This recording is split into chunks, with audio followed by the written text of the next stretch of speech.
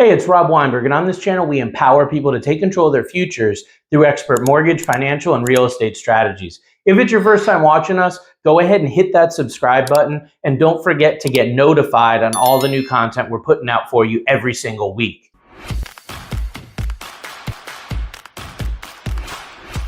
In our lesson today, we're going to be tackling creative financing strategies, what they are and how they work, as well as how they could potentially help you to buy a home in today's crazy housing market. So what are creative financing strategies? These are going to be more innovative approaches to buying and securing real estate. Generally, when you're buying and securing real estate, you're going to be putting a down payment and getting a mortgage for the rest, or maybe just buying in cash. But creative financing bridges that gap between the cash buyer and the institutional mortgage, because with creative financing, there's a lot more flexibility for first-time buyers and investors, as you'll see. The methods that we're specifically going to be tackling in our episode today is going to be assumable mortgages, seller finance, lease options, and private lending. So let me break these down for you so you know what they are. A rent-to-own agreement. Rent-to-own is going to be when you're living in a property that you're ultimately wanting to buy, and you put an agreement together with the seller of the property or the landlord that's going to give you a predetermined price of what you're going to buy the home for in the future. And also, it allows a portion of your monthly rent payment to go towards equity in the home and ultimately your down payment and closing costs when you're buying the property. So a rent-to-own agreement can be great if you're not just ready to make that leap to home ownership, but you know you're going to do it in the next few years. An assumable mortgage is the next thing we're going to discuss. So with an assumable mortgage, you're going to actually be able to take over the existing mortgage on the property. The reason this is amazing right now is because over the last several years, a lot of sellers got these low rate mortgages at the 2, 3, 4% rate versus today's much higher rates. It would make sense to want to take over that low mortgage. The thing that they don't tell you about assumable mortgages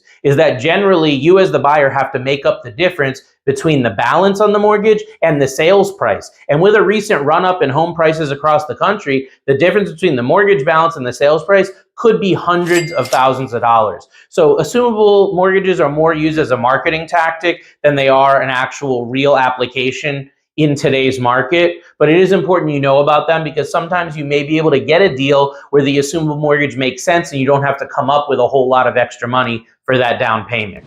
And then seller finance. So with seller finance, the seller is going to act as the mortgage company. They're going to actually be the lender.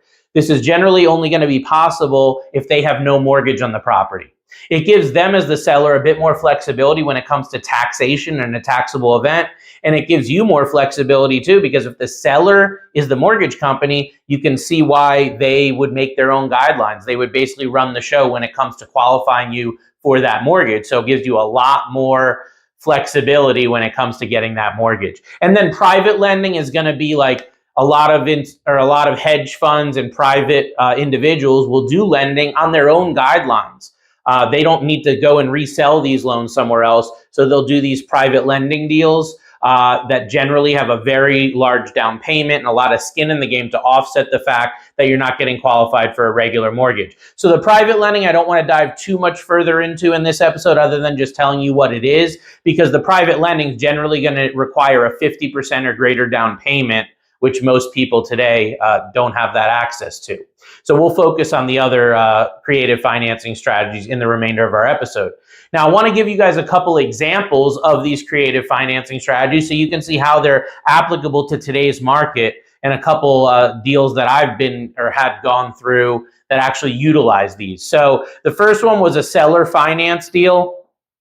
So I had a buyer that was really having trouble getting a mortgage, but they knew that they wanted to buy a particular house. So they went and negotiated directly with the seller of the property, and they were able to work out a seller finance deal with them with a reasonable down payment. They were able to actually have the seller finance the entire purchase. I wasn't able to get them approved for a mortgage because of some credit issues that they had and a bankruptcy that wasn't seasoned long enough. But once the seller and I spoke and they understood the long term of it and that I was going to be helping them to get a refinance done in the next 12 to 24 months to pay off that seller finance, that's what sealed the deal for them, was that exit strategy. So that's a seller financing story that I have. The other one's going to be an assumable mortgage strategy. So with the assumable mortgage, like I said, it's really just a marketing gimmick, and that's exactly what one of my clients did. He had a VA loan from years ago that we got him under 3% mortgage rate. I think it was 2.875. So after having trouble selling his home for several months, even in a robust seller's market, his realtor said, let's advertise that assumable mortgage. So they advertised this assumable mortgage on the listing at this 2.875 rate. And all of a sudden, lo and behold, they had a flood of buyers come in that wanted the assumable mortgage. Now, like I said earlier in our lesson, these assumable mortgages are usually just a marketing tactic because the seller was trying to sell the property for $400,000 and the amount they owed on the mortgage was only $287,000. So as we discussed, you as the buyer, if you're trying to get that assumable mortgage, you have to make up the difference between the sale price and the current balance. That's over $100,000. So as you would understand, most people just said, forget it once they understood and found that out. But the assumable mortgage got them in the door. So they did end up selling the house, but they didn't end up using the assumable mortgage. They just used it as a marketing tactic, like I said. So hopefully that gives you at least a little bit of insight into the ways that you can apply these strategies in our market today. What are the downsides of creative finance? There are quite a few downsides and risks that you really want to be aware of with this. So what we're talking about is less oversight, right? There's not going to be the same laws in place when you're dealing with creative finance that you have when dealing with institutional banks, lenders, that sort of thing.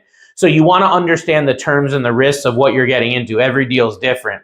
Make sure that you have a very knowledgeable and experienced real estate attorney that's on your side to help you go through the contracts and all the paperwork.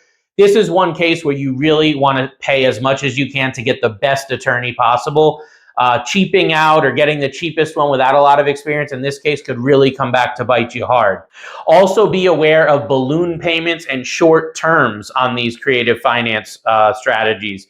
They're very common, so you want to have a clear exit in place. What is your plan A exit? When do you have to start working to get to that? What's your plan B exit strategy? You have to have multiple exit strategies because a lot of the time these creative finance deals will end up in foreclosure if you don't have a clear and concise exit strategy and a team to help you actually implement that strategy into your circumstance.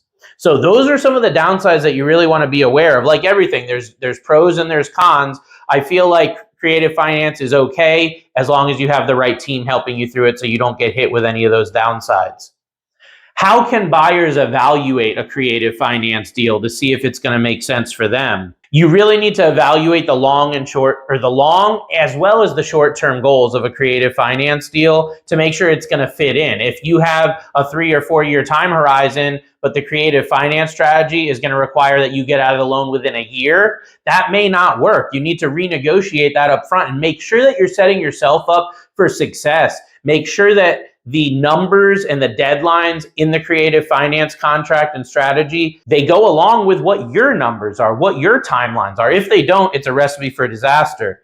You want to have multiple options available, as we said, a plan A, a plan B, a plan C for exiting that property or exiting that creative financing. And last thing is that professional guidance. You really, really need a top-notch real estate attorney. I also recommend that you have some guidance from a financial advisor, potentially a real estate agent as well if they're helping you to negotiate these deals. The more experience, the better. You really don't want to slack here when it comes to paying for the best advice, for sure. What types of markets can creative finance be used in? The reason that I decided to do this episode is because I'm seeing creative financing popping up more and more in today's competitive seller's market. So what we're going to see is that competitive markets like this, where you need to stand out as a buyer, that's where creative financing has a huge application. Because everyone's coming in pre-approved, everyone's coming in with the regular institutional mortgages. But if you have something different to offer, maybe the seller wants a seller pay or a seller carryback mortgage. Maybe they are open to giving you an assumable loan. Maybe some of these other things might allow you to get the deal over somebody else. So looking at these potential options in any market is smart, but especially the more competitive the market, the more these strategies are really going to come into play for you. So I hope today's lesson has given you a primer on creative finance and how you can use it in your acquisition of new real estate. If you're looking for one-on-one personal consultations, I do offer them. You can reach out to me by call, text, or private message at 860-413-3938. As always, I hope that helps, and we'll see you on the next episode. Take care.